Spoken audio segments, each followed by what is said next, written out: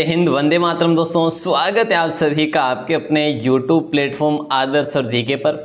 आइए दोस्तों, SSC GD और एमटीएस के लिए अपन जीके का ये डोज पढ़ने वाले जीके टॉप 10 क्वेश्चंस। दोस्तों इन टॉप 10 क्वेश्चन में से अगर आप 5 का जवाब देते हैं ना तो रियली यू आर जीनियस। दोस्तों इस वीडियो के अंत तक बने रहिएगा। 4-5 मिनट की वीडियो बनेगी, एडवांस भी थोड़ा बहुत होगा और आपको यह देखना कि आप इनमें से क्या ये प्रश्न कर पाएंगे। तो आइए दोस्तों देखते हैं कि कितना ज्ञान जो है आपने यहाँ तक ले लिया है। देख लो ये प्रश्न जो सफलता दिलवाने में सहायक सिद्ध हो सकते हैं। और दोस्तों आज का पहला प्रश्न आपकी स्क्रीन पे आ चुका है और ये प्रश्न आपसे ऐसे पूछा जा रहा है, किस हिसाब से देखिए। आज का पहला प्रश्न ये आपसे पूछा जा रहा है कि भाई बुद्ध किस वंश से संबंधित है। बुद्ध जो थे ना ये किस वंश से संबंधित है। दोस्तों ज्ञात्र का ऑप्शन दे रखा है, हालांकि होगा नहीं। मौर्य भी ऑप्शन दे रखा है, वो होगा नहीं दोस्तों, है ना। और शाक्य वंश हो जाएगा। दोस्तों बुद्ध के पिता के बारे में बात करें, इनके पिता का नाम था शुद्धोधन। क्या नाम था इनके पिता का? नाम क्या था? शुद्धोधन इनके पिता का नाम था दोस्तों। और ये जो है ना, इनके जन्म की बात करें दोस्तों, लुम्बिनी में इनका जन्म होता है। कहाँ पर? लुम्बिनी में इनका जन्म होता है दोस्तों। ये चीज़ भी आप जरूर ध्यान रखेंगे। और आगे बढ़ते हैं, अगले प्रश्न को देखते हैं। लुम्बिनी जो कि कपिलवस्तु में था दोस्तों उस समय। चलिए नेक्स्ट क्वेश्चन आपकी स्क्रीन पे। और यहाँ पर ये पूछा जा रहा है आपसे कि मोहनजोदड़ो का स्थानीय नाम जो है ना, मोहनजोदड़ो का स्थानीय नाम जो है वो रेगिस्तान का टीला है, या फिर नदी मुख भूमि का टीला है, या फिर मृतकों का टीला है, या फिर जीवन का टीला है। तो यहाँ पे राइट आंसर आप सभी का हो जाएगा सी ऑप्शन, मृतकों का टीला। दोस्तों मोहनजोदड़ो जो कि हाल में कहाँ पर है? ये पाकिस्तान में है दोस्तों। कहाँ पर है? पाकिस्तान में है। और ये दोस्तों सैंधव सभ्यता है। ये कैसी सभ्यता है? सैंधव सभ्यता है मोहनजोदड़ो। और इसकी हम बात करें कि भाई इसकी खोज किसने की थी दोस्तों, तो राखाल दास बनर्जी ने सबसे पहले, राखाल दास बनर्जी ने सबसे पहले 1922 में इसका उत्खनन करवाया था। तो दोस्तों ये चीज़ भी इंटरेस्टिंग है, आप जरूर ध्यान रखिए। मृतकों का टीला हो जाएगा। ये मृतकों का टीला किस में कहा जाता है? सिंधी भाषा में कहा जाता है प्यारे साथियों। ठीक है, कौन सी भाषा में?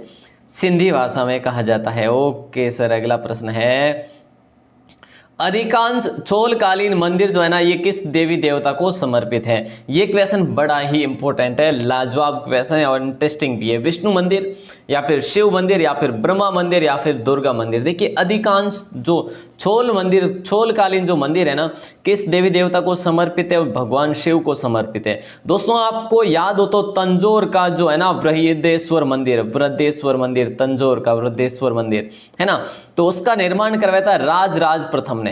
राजराज प्रथम है और वो अपने भारतवर्ष में एक अहम भूमिका रखता है मंदिरों की दृष्टि से। तो वो एक प्रसिद्ध मंदिर है, पॉपुलर मंदिर है। तो दोस्तों ये चीज़ भी आप साथ ही साथ ध्यान रखेंगे। आइए मैं आपको ले चलता हूँ अगले क्वेश्चन की। और अगला प्रश्न है, भगवान महावीर कौन थे?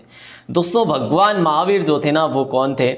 21वें तीर्थकर थे, या फिर 24वें तीर्थकर थे? बिल्कुल थे। और 23वें नहीं थे, 22वें नहीं थे। 23वें तो भगवान पार्श्वनाथ थे दोस्तों।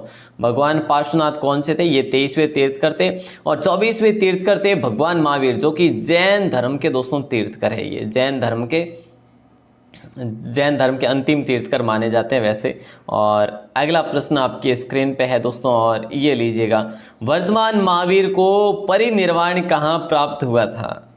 दोस्तों क्वेश्चन लाजवाब है। वर्धमान महावीर को परिनिर्वाण जो हुआ था ना वो कहाँ पर हुआ? पावापुरी में, या सारनाथ में, या वैशाली में, या फिर श्रवण बेलगोला में। तो सही उत्तर आप सभी का हो जाएगा पावापुरी। दोस्तों पावा भी कह सकते हैं इसे आप, और पावापुरी भी कह सकते हैं। ठीक है, चलिए सर अगला प्रश्न बताइए। लेकिन ये जो है ना ये दोस्तों मल प्रदेश की राजधानी थी पावापुरी। मल प्रदेश की राजधानी थी पावापुरी। और फिलहाल अगर बात की जाए ये पावापुरी कहाँ पर है? बोले सर बिहार में स्थित है ये पावापुरी। जी बिल्कुल, बहुत अच्छे। और नेक्स्ट क्वेश्चन है, यूनानियों को भारत से बाहर किसने निकाला था? यूनानियों को यहाँ से बाहर किसने खदेड़ा था? ये आपसे प्रश्न किया जा रहा है। चंद्रगुप्त मौर्य ने, चंद्रगुप्त विक्रमादित्य ने, या फिर अशोक ने, या फिर बिंदुसार ने? दोस्तों यूनानियों को भारत से बाहर किसने किया था? सही जवाब आप सभी का। और वहीं पर हम बात करें सही उत्तर की तो हमारा सही उत्तर हो जाएगा ए ऑप्शन, चंद्रगुप्त मौर्य। दोस्तों चंद्रगुप्त मौर्य के बारे में आप जानते होंगे 305 में होता है क्या? 305 में क्या होता है दोस्तों? 305 में होता है कि सेल्यूकस जो होता है वो यूनानी शासक होता है दोस्तों। सेल्यूकस होता है यूनानी शासक और उसको संधि के लिए मजबूर कर दिया था, उसको यहाँ से बाहर भी निकाला था और कुछ जो क्षेत्र थे वो चंद्रगुप्त मौर्य को देकर गए थे और साथ ही साथ चंद्रगुप्त मौर्य को सेल्यूकस अपनी बेटी का विवाह भी करवा के गया था। तो बिल्कुल जो है अपना राइट आंसर हो जाएगा ए ऑप्शन। और अगला प्रश्न आपकी स्क्रीन पे है, ये लीजिएगा। मौर्य काल के दौरान शिक्षा का सबसे प्रसिद्ध जो केंद्र था ना वो कौन सा था? मौर्य काल के दौरान शिक्षा का सबसे प्रसिद्ध जो केंद्र था वो कौन सा था? उज्जैन था या फिर अपने वल्लभी था या फिर नालंदा था या फिर जो है तक्षशिला था? जल्दी से जवाब दे दीजिएगा। आंसर होगा अपना डी ऑप्शन, तक्षशिला। दोस्तों ये अब जो तक्षशिला जो है ना, ये तक्षशिला पाकिस्तान में है। कहाँ पर है? पाक में है। और अगर हम इसी के बारे में बात करें, यही तक्षशिला दोस्तों यहाँ पर विश्व भर के लोग यहाँ पर पढ़ाई करने के लिए आया करते थे, ज्ञान अर्जित करने के लिए आया करते थे। और दोस्तों अगर हम बात करें, इसके आचार्य जो रहे थे ना वो अपने है ना जो चाणक्य इसी विश्वविद्यालय के आचार्य रहे थे, जो शिक्षा का सबसे प्रसिद्ध केंद्र था। तो दोस्तों चाणक्य यहाँ के रहे थे। और मौर्य काल के जो शासक थे ना अपने चंद्रगुप्त मौर्य, उन्होंने यहीं से जो भी शिक्षा ली थी यहीं से ग्रहण की थी दोस्तों। ठीक है, चलिए आगे बढ़ते हैं और अगले प्रश्न की बात करते हैं। बौद्ध धर्म का संरक्षक जो है ना कुषाण शासक कौन था? दोस्तों ये बता दीजिएगा। बौद्ध धर्म का संरक्षण कुषाण शासक जो कौन था वो? देखिए, कौटिल्य, अशोक, विक्रमादित्य या फिर कनिष्क। देखिए दोस्तों, कौटिल्य तो कौन था? कौटिल्य चंद्रगुप्त मौर्य का गुरु था और ये दोस्तों प्रधानमंत्री भी था मौर्य युग का, है ना। और दोस्तों इनको है ना अपन बात करें विष्णुगुप्त भी कहा जाता है, इन्हें विष्णुगुप्त भी कहा जाता है। क्या? विष्णुगुप्त। कौटिल्य को, और कौटिल्य को हम चाणक्य भी कह सकते हैं। क्या? कौटिल्य को हम चाणक्य भी कहते हैं। और दोस्तों इन्होंने एक पुस्तक लिखी थी, अर्थशास्त्र। क्या लिखी थी? अर्थशास्त्र लिखी थी। पेन थोड़ी सी मिस्टेक कर रही है, हालांकि अर्थशास्त्र लिखी थी दोस्तों। और अर्थशास्त्र किससे संबंधित थी? वो राजनीति से संबंधित थी दोस्तों। कहाँ से? किससे? राजनीति से संबंधित थी। चलिए, तो सही उत्तर अपना हो जाएगा कनिष्क हो जाएगा दोस्तों। राइट आंसर क्या हो जाएगा? कनिष्क हो जाएगा। बौद्ध धर्म का संरक्षण कुषाण शासक कनिष्क था और इसी के समय जो है बौद्ध धर्म की चतुर्थ संगीति भी हुई थी दोस्तों। चलिए, नंबर 9 क्वेश्चन भी आपकी स्क्रीन पे आ चुका है। राइट आंसर के हो जाएगा। देखिए, गुप्त काल के चांदी के सिक्कों को कहते थे, गुप्त काल में चांदी के सिक्कों को क्या कहा जाता था?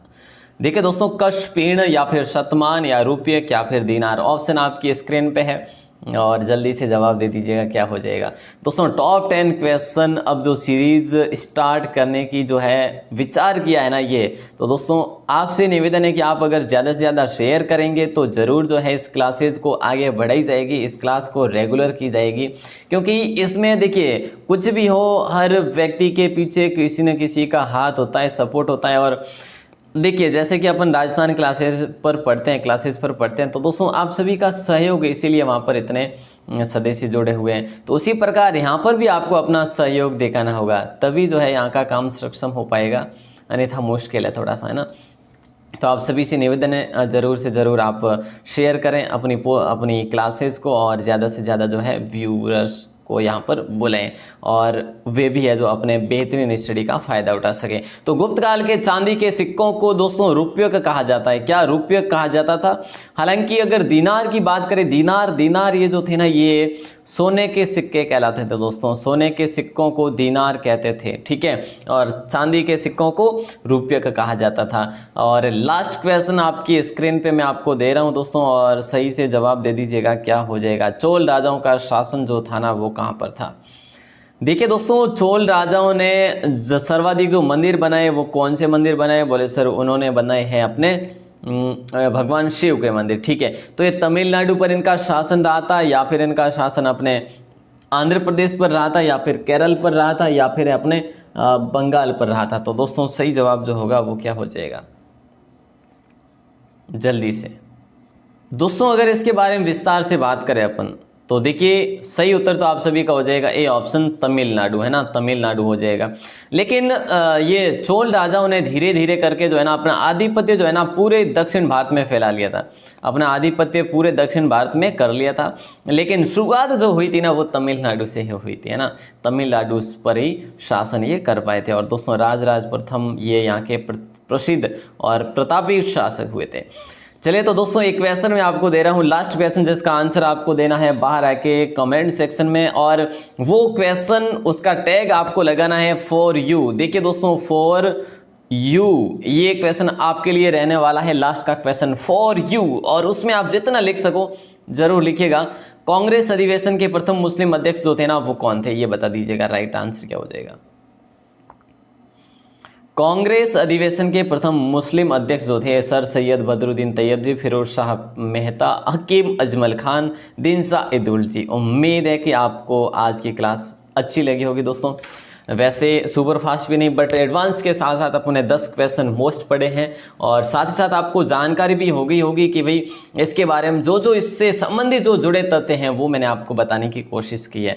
दोस्तों क्लास कैसी लगी बाहर आके कमेंट सेक्शन में ज़रूर बताइएगा, शेयर करिएगा आज की इस क्लास को ज़्यादा से ज़्यादा, जिससे आपको मैं डेली ये क्लास जो कि केवल एसएससी के लिए ही नहीं हर एग्ज़ाम के लिए जो इंडिया जीके आपके एग्ज़ाम में है, अगर सामान्य तौर से हम पढ़ते हैं तो बिल्कुल जो है आपके लिए बेहतरीन साबित होने वाली सीरीज़। दोस्तों अगर आप चैनल पर पहली बार हैं, चैनल को सब्सक्राइब करते हुए आगे बढ़ाइए चैनल को। आप सभी का दिल से धन्यवाद, लाइक वाइक कीजिएगा, और आप सभी का धन्यवाद। जय हिंद, वंदे मातरम। इसका जवाब बाहर आके कमेंट सेक्शन में विवरण के साथ जरूर दें।